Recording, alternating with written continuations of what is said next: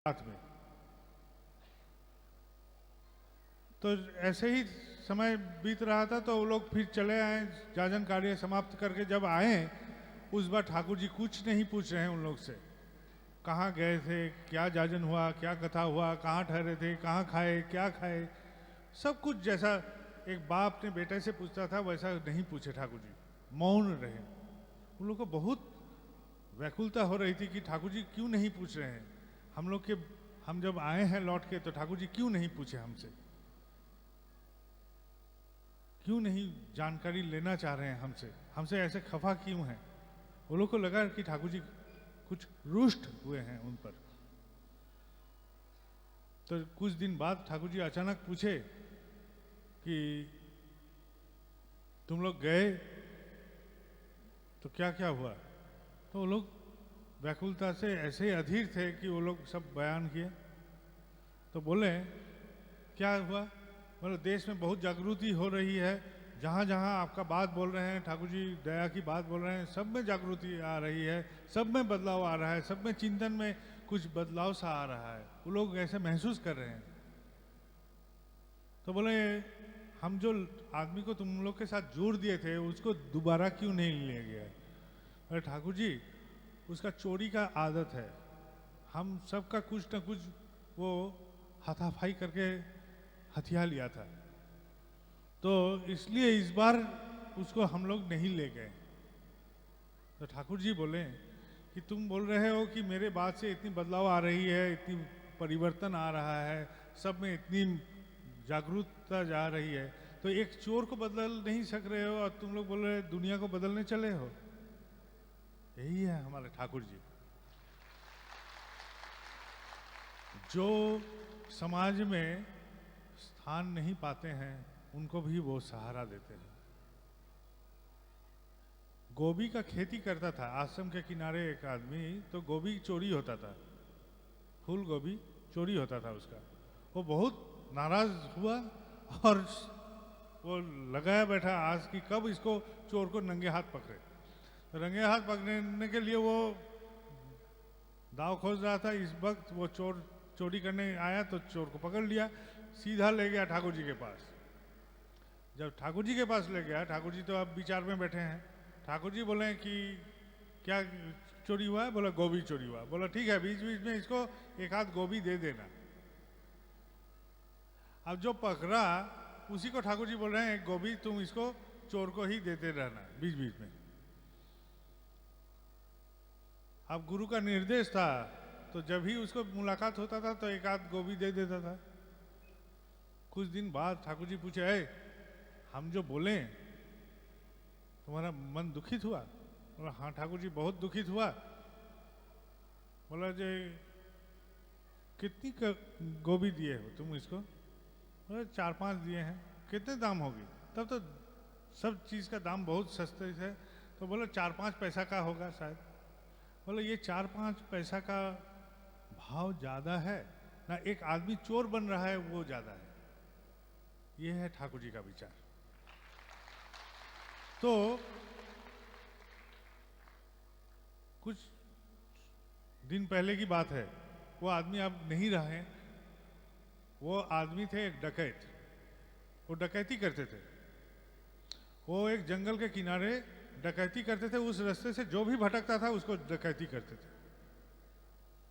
आपने बौद्ध कथा में पढ़े होंगे या सुने होंगे अंगुली माल की कहानी, जो उंगली काट के माला बना के पहन लेता था, वैसा ही वो डकैत था।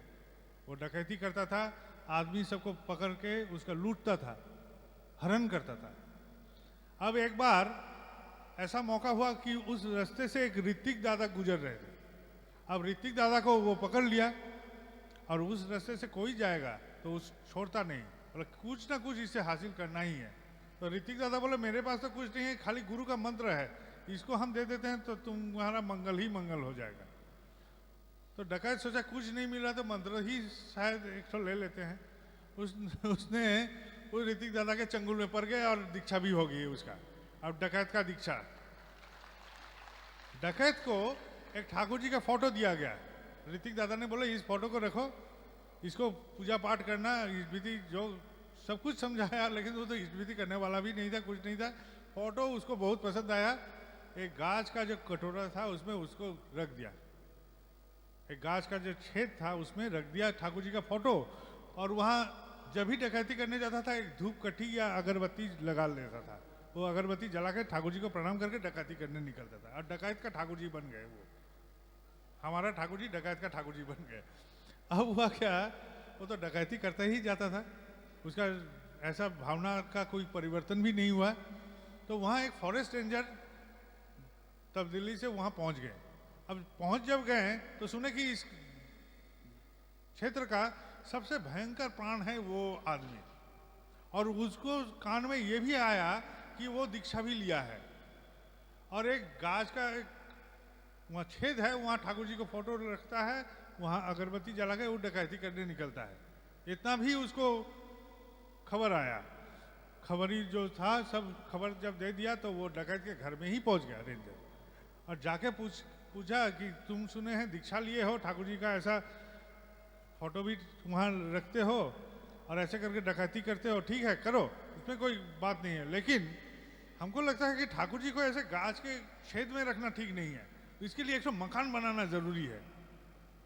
बोला ठीक है हम बना देंगे, कौन सी बड़ी बात है, लेकिन कहाँ बनाएं? बोले हम फॉरेस्टर हैं, हम तुमको एक तो जमीन अलॉट कर रहे हैं, ये मेरे पावर में है, थोड़ा सा जमीन तुमको दे रहे हैं, तुम उसमें एक ठाकुर घर बना लो, और वहाँ ठाकुर जी को रख के पूजा पाठ करके फिर तुम अपना काम में निकलो। तो ठीक है, वो मान गया। अब रेंजर बोलते हैं ठीक है, लेकिन इस जो मकान बनाओगे गुरु का मकान, ये डकैती का पैसा से नहीं होगा, तुम आदमी के घर में जाना पड़ेगा, भिक्षा करना पड़ेगा, गुरु का दया की कथा बोलना पड़ेगा, भिक्षा करना पड़ेगा, उस पैसा को एकत्रित करके इस मकान को बना पाओगे। तो वो भी मान लिया। अब वो घर घर में जाता था, ठाकुर जी के दया का कथा बोलता था, और बोलते बोलते वो भिक्षा भी करता था कि देखिए मैं अपना गुरु के लिए एक तो घर बनाना चाहता हूँ, मंदिर बनाना चाहता हूँ, एक तो केंद्र बनाना चाहता हूँ, आप हमको मदद कीजिए। सब कोई कुछ ना कुछ दे देता था। वो क्रम में उस ठाकुर घर बन गया, ठाकुर घर बन गया, ठाकुर जी प्रतिष्ठित हो गए, लेकिन उस आदमी का संपूर्ण परिवर्तन हो गया। वो अब डकैती नहीं करता था, वो ठाकुर जी की दया की कथा बोलता था। ये है ठाकुर जी की लीला, ये है ठाकुर जी की लीला। जिस घट में, जिस प्राण में एक बार प्रवेश करे, वो यदि उसको स्पर्श को कायम रखते जाए तो उसका परिवर्तन होगा ही, और मंगल में ही परिवर्तन होगा। वो आचार्य देव के पास आता था, वो आदमी बाद में भी आता था, नाट मंडप के बाहर से बहुत चिल्ला चिल्ला के बोलता था, अपनी कथा बोलता था, और आचार्य देव बोलता है इधर आके बोलो, सामने में आके बोलो। वो बोलता है इस जन्म में हम बाहर से ही बोलते हैं, अगले जन्म में हम वहां बैठेंगे, इस जन्म में बहुत ऐसा कार्यक्रम किए हैं कि वहां जाने की शक्ति नहीं है। उस आदमी का देहांत हो गया, लेकिन हम बोल रहे हैं एक परिवर्तन की कथा, एक आदमी का बदलाव की कथा। इस बदलाव कैसे संभव हुआ कि वो ठाकुर जी को स्पर्श किया, ठाकुर जी उनमें स्पर्श किए, इसलिए उनमें परिवर्तन हुआ। दया की कथा ऐसे बोला जा सकता है, सैकड़ों दया की कथा, सैकड़ों दया की कहानी बोला जा सकता है। इन दया की हम एहसास करते हैं, हम सब कोई एहसास करते हैं, कभी ना कभी दया हमारा जीवन में भी स्पर्श करता है, कभी कभी जागरूक होकर वो दर्शन देता है वो दया, लेकिन हम बयान नहीं करते हैं, हम मौन रहते हैं, हम कथा को अपना ही जहन में दफना के रख देते हैं, बोलते नहीं हैं। क्यों नहीं बोलते हैं? क्योंकि हम शर्म महसूस करते हैं कि हम किसी का दया के आभारी हैं। ईश्वर चंद्र विद्यासागर की एक कहानी है, वो बहुत दयालु थे, दया सागर विद्यासागर ऐसा बोलता था। तो कोई आदमी बोला कि वो आदमी आपका बहुत निंदा कर रहा है, एक आदमी के बारे में बोला कि वो आदमी विद्यासागर की बहुत निंदा कर रहा था। तो विद्यासागर महादेव ने कहा कि अरे मैं तो उसका कोई मदद नहीं किया कि वो मेरा निंदा करेगा, क्योंकि मदद करने से ही मैं किसी का आभारी हो जाता हूँ, और मैं किसी का आभारी नहीं रहना चाहता हूँ, इसलिए हम उसका आभारी नहीं हूँ, इसलिए उसका बयान नहीं करता हूँ, या तो निंदा कर देता हूँ। और ठाकुर जी मेरे से जो दया दान करते हैं उस दया का भी कथन नहीं करता हूँ कि वो ठाकुर जी से मिला है, बोलने में शर्माते हैं हम। इस शर्म को पहले हटाइए, अपने मन से हटाइए, कोशिश कीजिए कि जो भी है आपके भीतर में ठाकुर जी। आप जानते हैं कुछ साल पहले कलकत्ता में डियोगो माराडोना नाम का एक फुटबॉलर आया था। उसने अपने वक्तृता में एक शब्द कहे थे, मैं क्षुद्र ईश्वर हूं। क्षुद्र ईश्वर, संपूर्ण ईश्वर नहीं, ईश्वर का एक छोटा सा हिस्सा हूं। बड़ी बात है, छोटी सी हिस्सा। मैं जो ईश्वर का एक हिस्सा हूं, ये एहसास करना बहुत बड़ी बात है। मैं एहसास कर सकता हूं कि मैं ईश्वर का एक हिस्सा हूं। अंग्रेजी में एक कहावत है कि ईश्वर ने हमको उनके ही प्रतीक रूप से पैदा किए हैं, प्रतीक रूप से पैदा किए हैं, of his own image. God created human as his own image. इनके इमेज, उनके प्रतीक के रूप से पैदा किए हैं। मतलब मेरे सोच विचार चलना फिरना सब मेरे ईश्वर जैसा ही है। हम कर सकते हैं लेकिन भ्रमित हो जाते हैं कि नहीं, मैं ऐसा नहीं करना चाहता हूं। चंद दिन पहले मेरे एक मित्र ने एक कथा बोला कि एक आदमी व्यवसाय करके लौट रहा था। तो व्यवसाय करके लौट रहा था तो एक संत आदमी के साथ भेंट हुआ। तो रास्ते में तो बोला कि बहुत अशांति है संसार में, मेरे संसार में बहुत अशांति है। बोले हाँ, बोला हाँ। बोला अशांति का कारण जानते हो? बोला नहीं। बोले झोले में क्या है? जो हम अभी व्यवसाय करने गए थे महाराज, तो झोले में सब पैसा कौड़ी धन रत्न सब यहाँ है। तो महाराज सुनते सुनते अचानक झोला पकड़ के दौड़ना शुरू कर दिया। आज जब झोला पकड़ के दौड़ रहा है तो वो आदमी जो महाराज के पास गया था वो भी दौड़ रहा है पीछे पीछे। बोले झोला उसको हासिल करना ही है क्योंकि उसमें उसका धन संपत्ति था। अब कुछ दूर जाने के बाद महाराज से उस हासिल कर लिया, महाराज उसको दे दिया। बोला अभी कैसा लग रहा है? बहुत शांति लग रहा है। तो जिससे मेरा अशांति पैदा होता है हम उसी को पाकर बोलते हैं नहीं, इसी में शांति है। और जिससे शांति हो सकता है उसे शांति नहीं पाते हैं, उसे शांति नहीं पाते हैं क्योंकि तो वो आराम देता है। तो आराम से हम खुश नहीं होते हैं। अखबार में कोई ऐसा खबर नहीं मिलता है जो पॉजिटिवली हमको अच्छा ही दे। जहां जहां बुराई है उसे भरा रहता है अखबार। जहां जहां ठीक नहीं है, असम है, वही है खबर। जहां समता है, ये सुख में है, ये खबर नहीं हो सकता। ये आनंद में है, ये खबर नहीं। ये निरानंद में है, खबर है।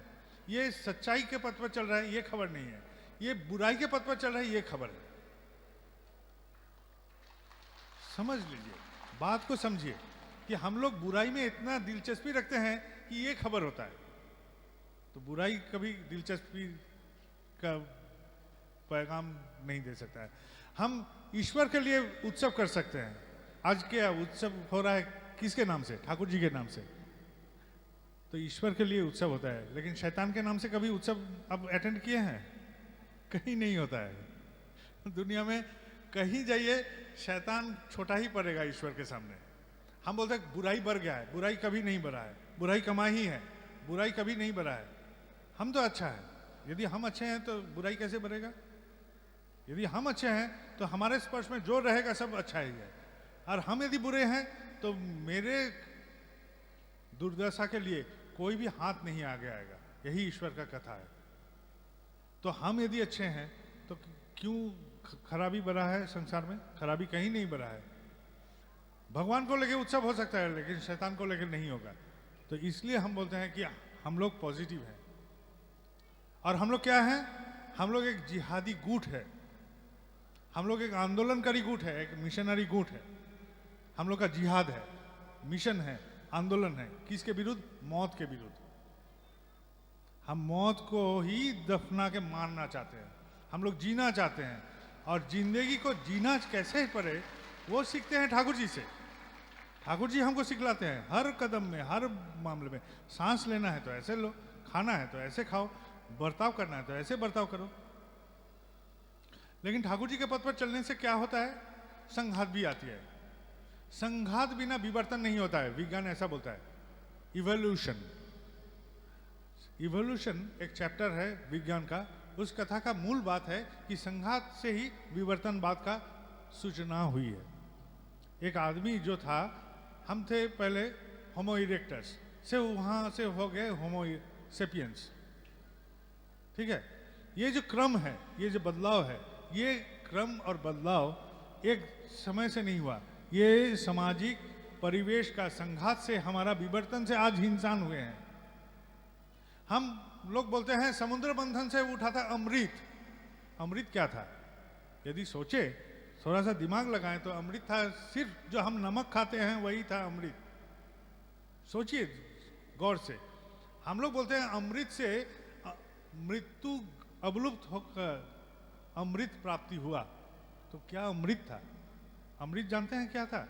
यह है स्मृति, जो हम दफना के रख सकते हैं। मेरा स्मृति मेरे बच्चे को देंगे, मेरे बच्चे उनके स्मृति उनके बच्चे को देंगे, मेरे पिता का स्मृति मैं वहन कर रहा हूँ, मेरा पिता उनके पिता का स्मृति वहन कर रहे हैं। ऐसे क्रम से जो चल रहा है, ये जो ज्ञान की परंपरा चल रही है, यही है अमृत, यही है अमरा का आह्वान। क्योंकि नमक से ही मानव का जो ब्रेन है, उसका स्मृति का हिस्सा का डेवलपमेंट शुरू हुआ था।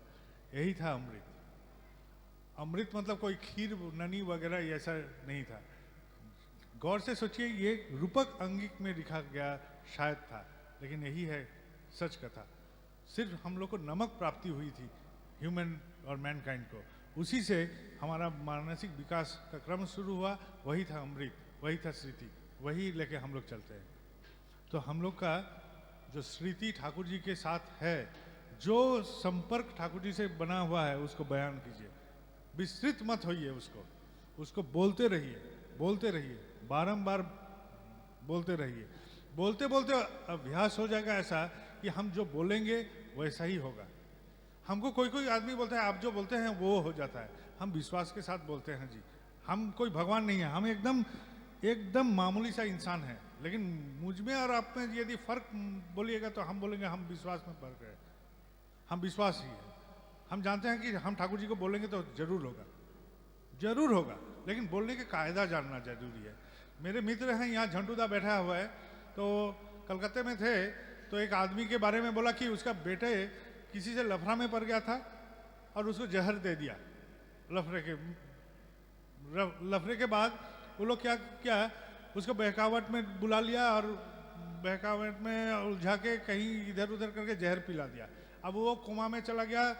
डॉक्टर बोल दिया कोई इसका जान का सुविधा या कोई, हम ये नहीं बोल सकते कि ये बचेगा या मरेगा, कुछ नहीं बोल सकते हैं।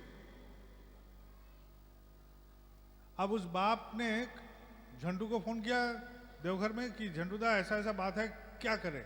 बोले बाबायदा है कलकत्ता में, आप चले जाइए। हम जहाँ थे उसके नज़दीक में ही इनका हॉस्पिटल था, जहाँ क्रिटिकल केयर में वो भर्ती थे, और डॉक्टर बोल दिया कि इसका कोई जान का संभावना नहीं है, कोमा में है। अब देखिए क्या होता है। अब जब मेरे पास आया बाप, तब हम भोजन के लिए जा रहे थे कि भोजन करके हमको निकलना है और एक कहीं जाना था। तो हम भोजन के लिए जब जा रहे थे, उस बाप से मुलाकात हुआ, उनसे मेरा पुराना संपर्क भी था। तो हम बोले कि आप रो रहे हैं, रोने से क्या, वो बेटा उठ जाएगा? तो ऐसा बैठे रहा। तो हम बोले देखिए आप बाप हैं, दिल में हाथ रख के बोले तो बेटा जिएगा कि मरेगा? बोले कोई आशा नहीं देख रहे हैं। बोले डॉक्टर वो तो भगवान है। बोलिए तो वो क्या बोल रहे हैं? बोले वो भी बोला कोई आशा नहीं है। तो सब निराशा? बोला हाँ। तो आप जानते हैं कि वो मरेगा? बोला हाँ मरेगा। तो आप ठाकुर जी के पास जाइए और दिल से बोलिए ठाकुर जी जो उसके लिए मंगल होगा वही आप कर दीजिए, हम उसका जान भिक्षा नहीं करेंगे, आपसे कुछ मांगेंगे नहीं। आप जो इस बच्चे के लिए मंगल है उसी को कर दीजिए और उसके प्राण भिक्षा मत कीजिए, कुछ नहीं बोलिए। अब ठाकुर जी के पास बोले दिल से बोलिए, जो होगा देखा जाएगा। शाम को खबर दिया, उठ के खड़ा हो गया बेटा और बोलता है माँ मुझे भूख लगी है, माँ मुझे भूख लगी है, मुझे कुछ खाने दो। तो कोमा में था, शाम को खड़ा होता है, बोलता है कि हमको मूढ़ी दो या कुछ खाने दो। भूख से वो तरफ तरफ के माँ को बोल रहा है। इसको डॉक्टर ने बोल दिया कि इसका कोई इलाज संभव नहीं, हम उसको खाली बोले ठाकुर जी से कुछ मांगने का नहीं। हम लोग दरअसल बेटा का परीक्षा है, ठाकुर जी माँ बीमार है, ठाकुर जी बोलते जाते हैं। अरे वो क्या मेरा नौकर है? कौन है वो मेरा गुरु है, उनसे कुछ मांगने का नहीं। हम कभी भी ठाकुर जी से कुछ नहीं मांगते, एकदम कभी नहीं, कुछ नहीं मांगते। वो कहा है हमको देंगे, हमको जब जरूरत होगा वो पूर्ण कर देंगे। इसलिए पूर्ण करेंगे, आप जानते हैं, छोटा सा कथा है, आप जानते हैं गौतम बुद्ध ने ध्यान में मग्न थे। हम ये बात बहुत बार बोल रहे हैं, गौतम बुद्ध ध्यान में मग्न थे और वो भूख से तड़प रहे थे और जान निकल जा रहे, जान निकल जब जा रही थी, उस वक्त की कथा है। सुजाता नाम का एक औरत, घरेलू औरत, वो खीर बना के ले गया गौतम के पास। कहाँ ले गया? किसी के डेरा में, अड़ोस पड़ोस में नहीं, सीधा जंगल में ले गया। और जंगल में लेके गया, खीर जाके गौतम को खिला रहा है। और गौतम कौन है? उसका कोई रिश्तेदार था, ममेरा भाई था, कौन था? कोई नहीं था। किसने प्रेरणा दी एक घरेलू औरत को अपना नगर छोड़ के जंगल में जाके किसी अनजान संत बैठा हुआ है उसको खीर खिलाने के लिए, पिलाने के लिए, कुछ भी? ये प्रेरणा कहाँ से मिला था सुजाता को? सोचिए तो, गौर कीजिए इस पे। ईश्वर ने क्या प्रेरणा दी होगी जो सुजाता वहां पहुंच गई उस खीर को दान करने के लिए गौतम को। गौतम का प्राण जा रहा था, उस वक्त जाके खीर खिला दिया। और खीर खाने के बाद गौतम का शक्ति से भरपूर हुआ शरीर। वो सोचा कि नहीं, ऐसे ही मार्ग है, यही है मार्ग। उस मार्ग का दिशा ईश्वर ने भी गौतम को दिए। ईश्वर प्राप्ति का मार्ग कैसे रचा जा सकता है, वो मार्ग भी दिए। शरीर नहीं रहने से कुछ साधन नहीं, कुछ भजन नहीं, कुछ नहीं। ये शरीर सबसे बड़ी बात है। ये शरीर है तो जगत है, सब कुछ है, आप लोग सब हैं, हम उपभोग कर सकते हैं परस्पर। गौतम को मार्ग मिला, तो गौतम को जो अपना खाने का हिस्सा ईश्वर ने सुजाता के रूप से पहुंचा दिया। तो एक निवाला मेरे लिए ईश्वर ने मंजूर करके ही रखे हैं। अतिरिक्त निवाला के लिए हमको कर्म करना पड़ता है। जो संत बैठा रहता है स्टेशन के किनारे, किसी से कुछ नहीं मांगता है, उसका पेट कैसे चलता है? देखे हैं कोई कोई साधु को किसी से नहीं मांगता है फिर भी उसका पेट चल जाता है। ना घर है, ना छत है, ना कुछ है, कंबल फटा हुआ है, फिर भी उसको कैसे भूख का निरसन होता है? भूख का निरसन इसलिए होता है कि ईश्वर उस निवाला को मंजूर करके ही रखे हैं हम सबके लिए। अतिरिक्त के लिए हमको कर्म करना पड़ेगा। अभी कुछ देर पहले बोला ना, एक बच्चा रो रहा है 2 साल का, उसका नाम क्या था? कोई बोल सकता है? वो क्या बोलेगा? वैं वैं वैं। और कुछ बात बोल सकता है? एक छोटा सा बच्चा क्या बोलेगा? वैं वैं। इससे क्या माँ को कैसे पता चलेगा कि कपड़ा गीला किया है कि इसको भूख लगा है? फर्क कैसे माँ महसूस करेगी? माँ महसूस कर सकती है कि कब इसको छाती में पकड़ के दूध पिलाना है और कब इसका गीला कपड़ा बदलना है। ये महसूस यदि माँ कर सकती है तो ईश्वर नहीं कर सकते कि हमको क्या जरूरत है? सोचिए खाली। जिसका भाषा का ज्ञान नहीं है वो बच्चा का भाषा को माँ समझ के कब दूध पिलाना है और कब कपड़ा गीला कपड़ा को बदलना है यदि माँ समझती है एक इंसान होके, तो ईश्वर नहीं समझेंगे कि इतना सर्वशक्तिमान हम बोलते हैं तो वो नहीं समझते हैं हमको क्या चाहिए? वो जानते हैं, वो जानते हैं कि हमको क्या जरूरत है, लेकिन हम गलत प्रार्थना कर लेते हैं और गलत प्रार्थना से हम भ्रमित होते हैं और भी जंजाल में हम पड़ जाते हैं, और भी जंजाल में पड़ जाते हैं। ये है गलत, एकदम सरासर गलत। कुछ नहीं मांगने का है ईश्वर से। ईश्वर आपके लिए मुझे करना है, हम लोग वही हैं जो आपके लिए करने के लिए आए हैं। धरती में धराधाम में आपका नाम प्राप्ति हुआ है आपके लिए करने के लिए, आपसे कुछ मांगने के लिए नहीं। हम करेंगे कर्म ऐसा कि आप मजबूर हो जाएंगे करने के लिए मेरे लिए। मेरे कोई शब्द नहीं रहेगा प्रार्थना में, सिर्फ आपके लिए करेंगे। हम सब भूल के आपके लिए ही सोचते रहेंगे, उसका प्रार्थना मंजूर होगा ही। और एक बार शब्द से बोल दिया कि मेरे लिए ऐसा कर दीजिए ईश्वर, तो उसका प्रार्थना मंजूर नहीं होगा। एकदम लिखित रख लीजिए, वो उसको कर्म में ही नियोग करना पड़ेगा। अरे ये तो अपने लिए बोल सकता है, जो नहीं बोलता है उसके लिए हम करें। हम यहाँ बैठे हैं, हम यहाँ हटेंगे तब ना कोई बैठेगा। ये यहाँ सामने माइक है, ये हटेगा तब ना कुछ रखा जाएगा। तो हमारा विश्वास का स्थल भी एक ही है, ये है ठाकुर जी। हम उसमें विश्वास रखते हैं। ना कोई ज्योतिष है, ना कोई ग्रह है, कोई ना कुछ है। मेरे लिए कुछ नहीं है, हम ये सब मानते भी नहीं है। सब आप हैं, आप हमको राह दिखाइए। आपको जाने की इच्छा होगा तो आप पहुंचा दीजिएगा हमको। विश्वास रखिए, वो पहुंचा देंगे। हमारे दासगुप्त दास नाम के एक ऋतिक हैं, वो गए थे, वहाँ एक योगाश्रम है मुंगेर में। उनका जो योगाचार्य हैं वो फिर साधन भजन करके आश्रम खोले देवघर के पास रिखिया में। वो मौन रहते हैं, साल भर मौन रहते हैं। सिर्फ कार्तिक महीना में वो मौन भंग करते हैं और शिष्यों सबको ज्ञान देते हैं। अब हुआ क्या, वहाँ रांगामा, पूजनीय रांगामा का देहांत हुआ। उत्सव का माहौल था। उत्सव का दूसरे दिन ही 7 बजे मीटिंग के ठीक पूर्व में उनका देहांत हो गया और उत्सव का बाकी कार्यक्रम स्थगित कर दिया गया, रद्द कर दिया गया। अब जब स्थगित हो गया, रद्द हो गया, तो वो चले गए उनके पास रिखिया आश्रम में, क्योंकि उस रिखिया आश्रम के जो साधु थे वो कभी यौवन में भिलाई गए थे और वो शाकाहारी भोजी थे। और शाकाहारी भोजन का प्रबंधन वहाँ कहीं से नहीं हुआ। तो बोला कि यहाँ एक ऋतिक दादा हैं, वो लोग मांस मछली प्याज लहसुन अंडा कुछ नहीं खाते हैं, शुद्ध शाकाहारी हैं, उनके घर से खाना लाया जा सकता है। वो दासगुप्त जी से, ऐसा कोई एक इंसान है दासगुप्त, उनके पास से खाना आ सकता है। तो दासगुप्त दास ने उनका भोजन का प्रबंधन किया था भिलाई में। सालों बीत गए तो वो फिर बोले कि ठीक है, संपर्क जब बना था एक बार दोहरा के देखते हैं। देवघर जब आते ही हैं तो जाना नहीं संभव होता है आश्रम से। अब तो कार्यक्रम स्थगित है तो चलते हैं, देख के आते हैं। तो दासगुप्त दास जब गए तो वो आदमी किसी से तब नहीं मिलते थे, शाम का शायद वक्त हुआ था, नहीं मिलते थे। तो उनके जो शिष्य थे वो लोग बोले कि नहीं, अभी मुलाकात नहीं होगा। तो दासगुप्त दास एक कागज में लिखे, दासगुप्त फ्रॉम भिलाई, यही लिखे, बोला ये चीट खाली उनको दिखा दीजिए। वो यदि हाँ बोलते हैं तो जरूर, और ना बोलते हैं तो हम चले जाएंगे, खुशी खुशी चले जाएंगे। तो शिष्यों को वो चीट दे दिए। तो दासगुप्त दास का चीट लेके शिष्य जब पहुंचे तो देखे जैसे दासगुप्त, उनको याद पड़ा, हाँ ये तो हमारा भजन का प्रबंधन किए थे, बहुत अच्छा इंसान है। बोला दासगुप्त जब आए तो बहुत सारे बातें चीजें हुई। तो बातचीत के बाद वो बोले कि आपका कोई प्रश्न है?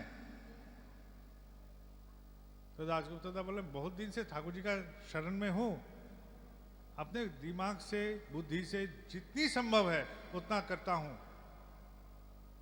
मुझे मालूम नहीं हम अपने गंतव्य या अभिष्ट जो है उस तक पहुंच पाऊंगा कि नहीं, अपने मुकाम तक पहुंच पाऊंगा कि नहीं।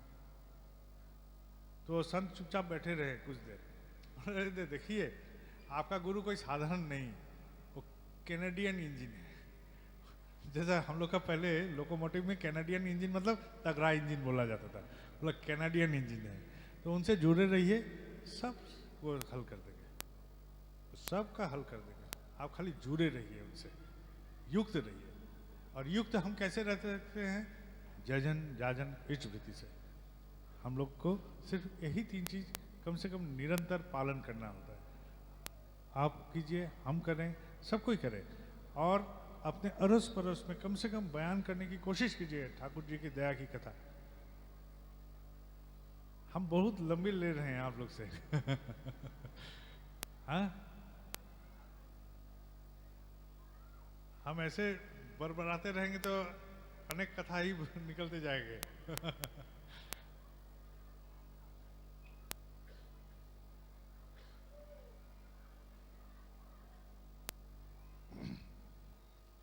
देवघर में एक ट्रेन